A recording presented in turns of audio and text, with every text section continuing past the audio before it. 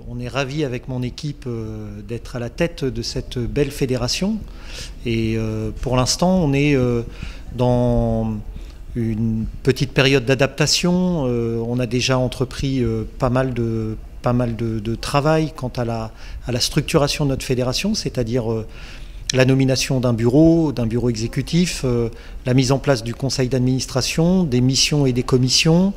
Donc on est en train, sur ce mois de janvier déjà, de prendre connaissance des différents dossiers.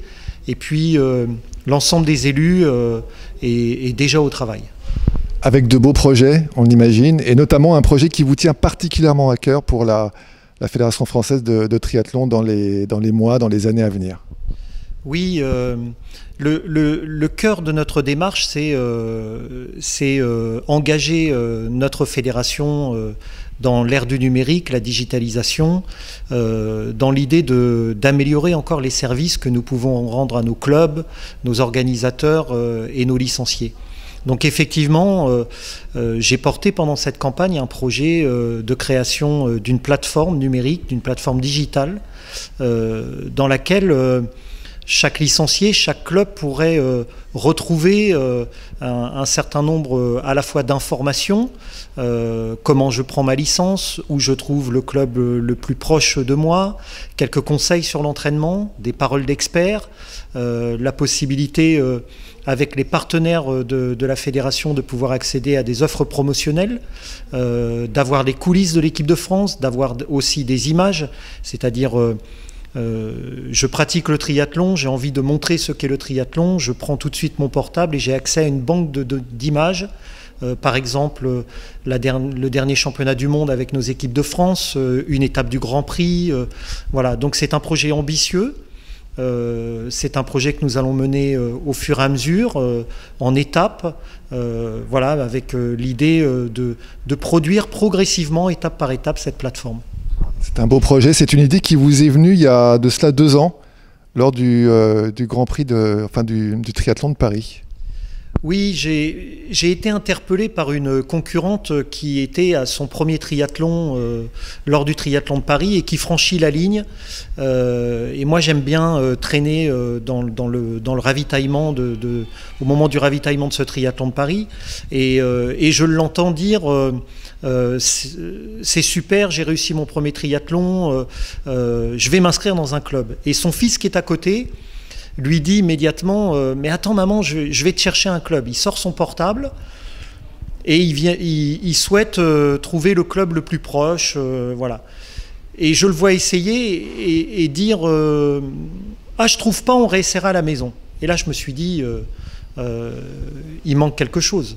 On doit être en capacité maintenant immédiatement de prendre sa licence, de trouver son club, immédiatement de trouver la prochaine course parce que celle-là nous a plu, donc on veut en faire une autre. Et puis quand je rentre chez moi un peu plus au calme, ben, j'ai des conseils, j'ai des services qui sont associés à tout ça. C'est un beau projet, il y a des beaux moments que nous allons vivre avec la Fédération française de triathlon dans les semaines, dans les mois à venir, avec notamment l'échéance qu'on attend tous, qu'on espère tous, les Jeux Olympiques de Tokyo. Oui, alors on l'espère tous, vous avez raison de le dire, parce que nos athlètes de l'équipe de France l'espèrent.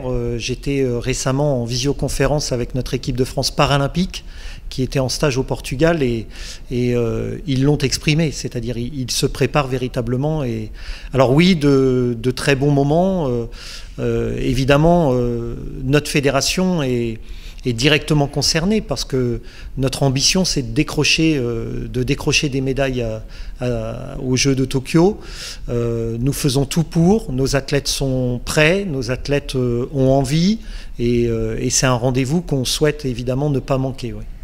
En termes d'objectifs, même si parfois c'est toujours un peu dur de se fixer des objectifs comme ça, d'annoncer des objectifs, on pense tous bien sûr à un doublé qui serait fantastique, à savoir en individuel, et avec le relais mixte pour les Jeux Olympiques, pour ce double titre olympique potentiel.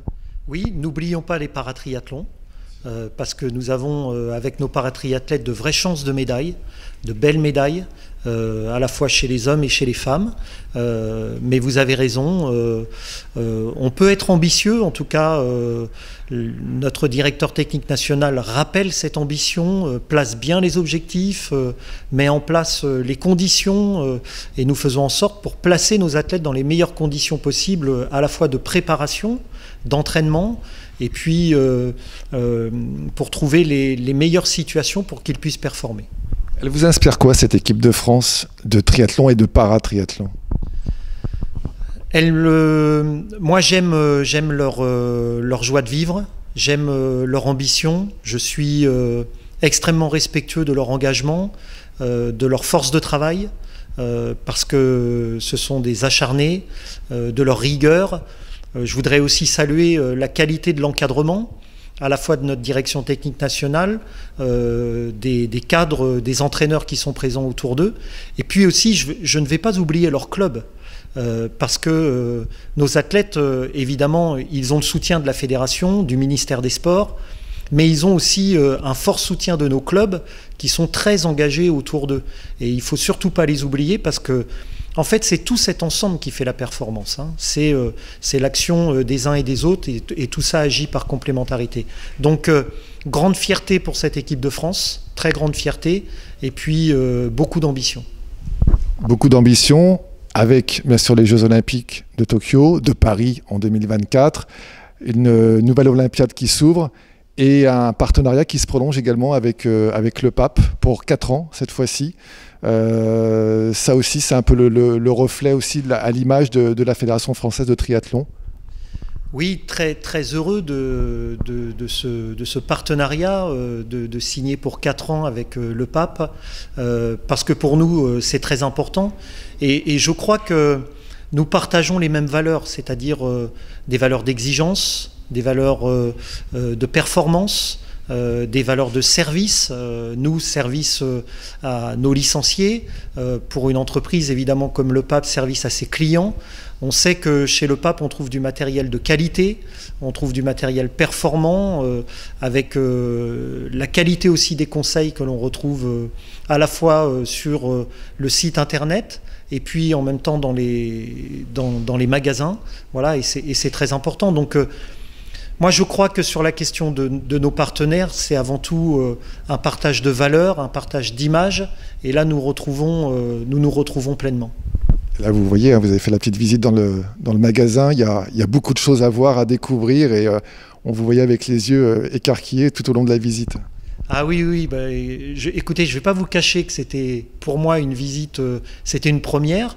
Et je découvre vraiment un magasin avec de l'espace, de la lumière, de belles couleurs, des produits de très très grande qualité. Et je crois que, encore une fois, ça correspond vraiment à ce que nos triathlètes nos duathlètes, nos coureurs de raid recherchent, c'est-à-dire la qualité, l'exigence et pouvoir compter sur du matériel. Voilà ce que recherchent nos licenciés, et là on trouve tout, donc je vous encourage à venir. Dernière question, qu'attendez-vous, qu'espérez-vous de vos 4 années de mandat?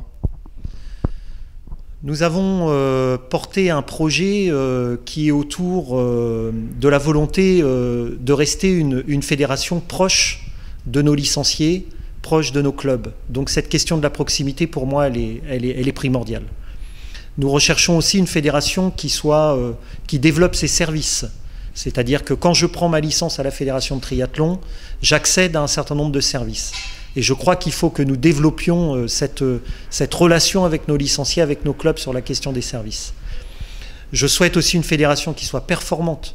Mais pour moi, la performance, je dépasse le phénomène sportif, c'est-à-dire performance dans le domaine social, c'est-à-dire que je pense que le mouvement sportif a une responsabilité sur un certain nombre de sujets de société qui sont l'éco-responsabilité, la gestion responsable aussi de nos actions, donc tout ce qui va concerner autour du développement durable, du respect des personnes, la lutte contre les violences. tout particulièrement, de la lutte contre la discrimination, l'accès aussi aux publics les plus fragiles à la pratique sportive, donc cette performance sociale.